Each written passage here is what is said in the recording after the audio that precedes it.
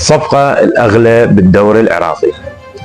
أكام هاشم ينتقل من نادي الزوراء إلى نادي أربيل بصفقة 1,500,000,000 دينار عراقي ليصبح أغلى لاعب بالدوري العراقي بعد إبراهيم بايش. اعطونا رايكم بالتعليقات وسووا لي متابعة. هذا حسابي. طبعا للأسف كنا منتظرين أكام هاشم ينتقل إلى الدوريات الخمسة الكبرى.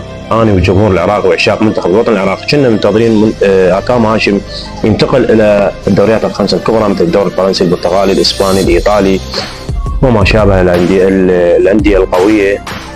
بس للأسف شفنا أكام هاشم ينتقل إلى نادي أربيل وبصفقة جدا عالية ما شاء الله، صلى الله على محمد وآل محمد، عين الباردة عليه، ولكن ما كان يستحق يلعب بالدوري العراقي أمانة الله ورسوله. طبعا مع احترامي للأندية العراقية ونادي أربيل ونادي الشرطة وغير أندية، مع احترامي لهم، بس كان يستحق يلعب بالدوريات الخمسة الكبرى. رأيكم انتم، يستحق أكام هاشم بالدوري العراقي أم يستحق خارج العراق في أوروبا؟